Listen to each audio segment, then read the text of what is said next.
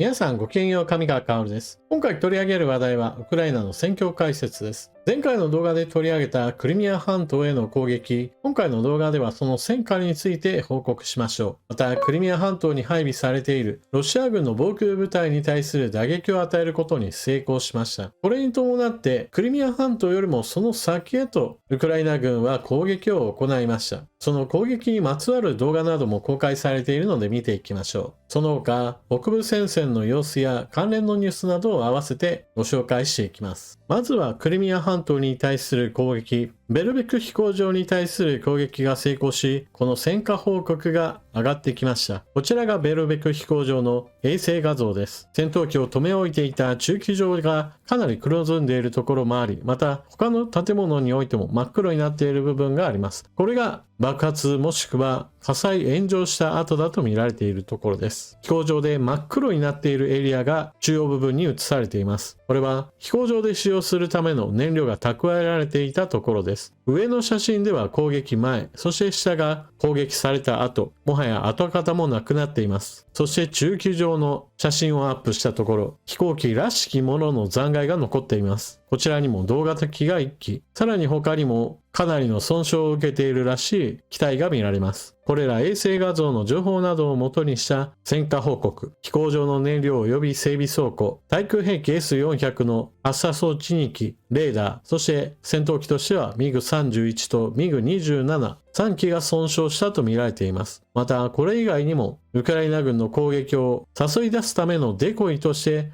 MiG29 があり、これもまた大破したようです。ただデコイなのか本物なのかわからないものとして、スホイ27も損傷した可能性があるとのことです。次にウクライナ軍の攻撃についても触れましょう。クリミア半島各地に対する攻撃を行って、対空兵器やもしくは戦闘機などを撃破することに成功しました。そして、これらに使用した兵器は ATACMS ミサイルだったわけですが、それよりも先に対する攻撃としては、小型飛行機のようなドローンが使われます。まず、ノボロシスク。こちらは現在ロシア軍の黒海艦隊の寄港地となっている場所で、艦隊のおよそ6割はここにいるのではないかと見られています。それだけの船が集中していることもあり、ロシア軍としては防備を固めていたようです。こちらの映像は、ウクライナ軍のドローン襲来に合わせて行われた対空機関砲などによる迎撃戦闘の様子です。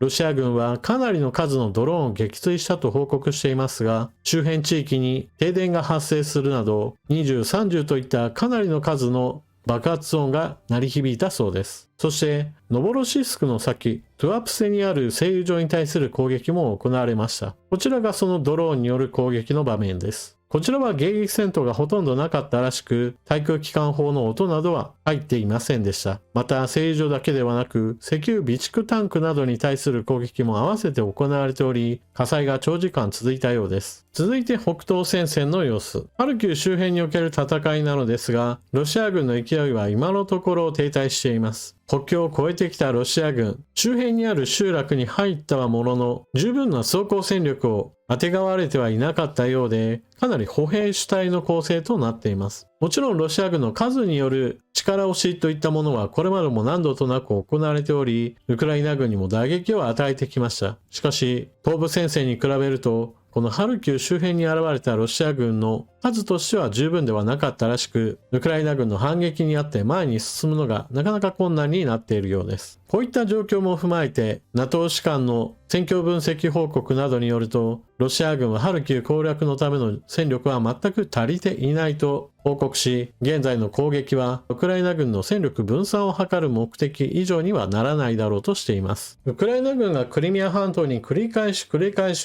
撃を行っていることによって、この地域に対するロシア軍の防空能力は確実に下がっているでしょう。戦闘機が破壊されたというのも同じようにして、空対空ミサイルの脅威も減るわけですから、こちらもまたウクライナ軍のミサイルやドローン攻撃を助ける要因となっています。だからこそ今回クリミア半島を越えた攻撃も行われているわけで、作戦としては理にかなったものでしょう。私としては激しい戦闘が続いている東部戦線の方にもうちょっと遠距離攻撃兵器を用いた方が良いのではないかと思うのですが、この東部戦線の戦いにおいても少しずつ戦線が安定してきているという報告が上がっています。ちなみに、こうしたクリミア半島の防空兵器群を潰すことは、現在はドローンのような攻撃兵器を有効にさせるために役立っているわけですが、後になったら F16 戦闘機が引き渡された後の布石として働くだろうと言われています。ウクライナへ引き渡される F16 戦闘機は最新バージョンではなく、むしろ古いバージョンで、しかも F16 戦闘機そのものが非ステルス戦闘機です。ですから、地上に対空兵器がいっぱいあるような戦場においては非常に危険なもので、従来ウクライナ軍が保有していたソ連系の戦闘機とさして運用方法が変わるわけではありません。しかし、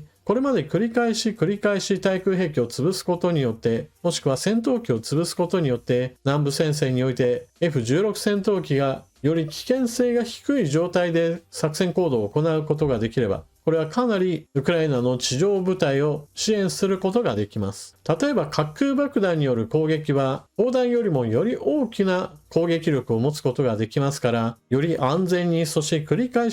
し攻撃できれば、砲弾何十発分の威力を前線に支援することができます。砲弾の火薬量はだいたい10キロぐらいと言われていますから、航空用爆弾であれば250キロとか500キロといった砲弾よりもずっと大きな爆発力をもたらすことができるのです。そして戦線の様子に変化をもたらすであろうゼレンスキー大統領の発言に注目しておきましょう。それは2022年のロシア軍の本格的な侵攻以来、初めてウクライナ軍の砲兵部隊に砲弾がある程度行き渡ったというような発言をしているのです。チェコが手配した100万発の砲弾、その第一陣18万発は6月から現場に届くというような話をチェコのパベル大統領は話していました。ですから、現在のこの状況下において砲兵部隊に砲弾が大量に届くというのは、アメリカからの軍事支援に他ならないでしょう。今週の初め、アメリカのブリンケン国務長官が、アメリカの軍事支援物資は今週から本格的に引き渡しができるという話をしていましたが、ゼレンスキー大統領の発言は、このようなブリンケン国務長官の発言を裏付けるようなものとなっています。この言葉が本当にそうであるならば、ようやく前線に榴弾砲による支援が戻ってくることとなり、ロシア軍の攻勢にかなりの打撃を与えることができるでしょう。そのことも、ロシア軍がハルキウ州において前に進めなくなってきた停滞の要因の一つだと考えられます。最後にロシア側の軍需産業についての内情を知ることのできる記事が出ていたのでご紹介します。戦争になると軍需産業が金儲けをするために国家に戦争をさせているんだ。政府は軍需産業に支配されているといったような陰謀論をまく人たちがいます。しかし、ロシアの軍事企業は全く異なる意見を発しています。私たちは長くは続かないでしょう。ロステックのトップは防衛工場が財政破綻の危機に瀕していると不満を漏らした。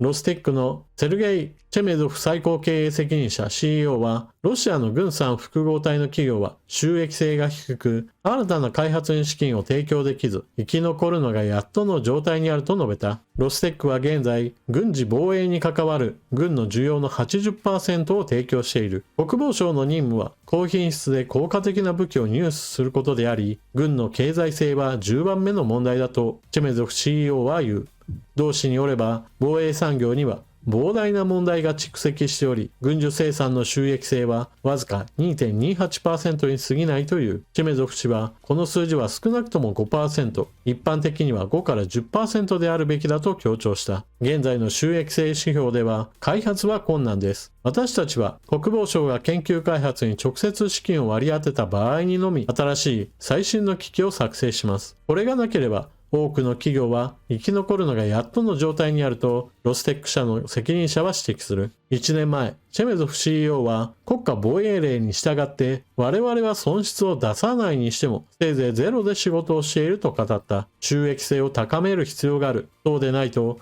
長続きしません。大臣は経営学者ですから私たちの話を聞いてくださると思いますとチェメゾフ CEO は語った。現在のロシアは GDP 比約 7% 近くの軍事予算を費やし戦争を継続的に行っています。つまり莫大なお金をつぎ込んで、それに伴って軍需産業は多くのお金を受け取って利益を上げているわけです。ただし、軍需産業が戦争それ自体を支配している政府を操っているんだといったような陰謀論とはかなりかけ離れた実態だと言えます。今回の記事の中では、収益性わずか 2.28%、一般的な企業であれば5から 10% といった言葉になっています。翻訳にかけた記事なので、この収益性というのはおそらく日本でいう利益率に当たるようなものでしょう。一般的な企業であれば5から 10% の利益率というのは通常目指すべきラインであり、ラーメン屋なんかは繁盛すればこの利益率が15から 20% ぐらいなんていう話なども聞くものです。ちなみにこの利益率という意味では、現在アメリカの NVIDIA が利益率70、80% などという凄まじい利益を上げていることから、この利益率は基本的に高ければ高いほどより多くの利益を生み出していることを指します。それに比べれば今回のロシアの軍需産業が収益性 2.28% というのは、とにかく国家からの圧力でお前らの企業に利益なんか残すわけないだろみたいな圧力がかかっていることを意味します。とにかく原価に近いような価格で兵器軍を納入しろと言われているようなものです。2% であっても総額の方がものすごく大きいので、経営者の懐にはかなりのお金は入るとは思うのですが、しかしこのような内情を見ると、少なくともロシアにおいては軍産複合体がただの奴隷働き状態だということは明らかでしょう。そして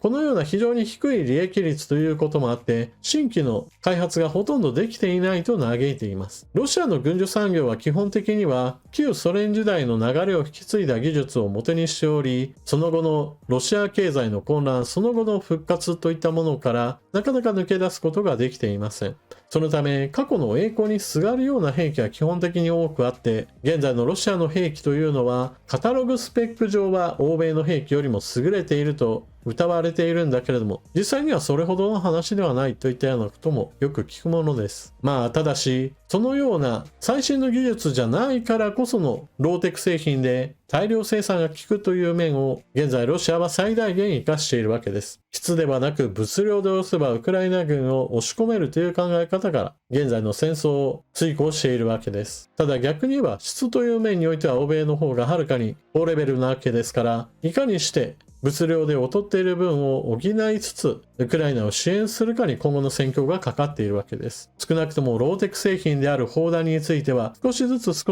状況は改善しつつあるわけで、ATACMS ミサイルのような明らかにロシア軍が防御できないような兵器をどんどんと引き渡すことがロシア軍の戦争能力を削ぎ取っていくのに有効でしょう。というわけで今回の動画はここまで。最後までご視聴いただきありがとうございました。チャンネル登録していない方はぜひともチャンネル登録していってこのチャンネルの動画を見続けてください。そして動画を見終わった方は評価ボタンのクリックをお忘れなく。それでは次の動画でまたお目にかかりましょう。またね。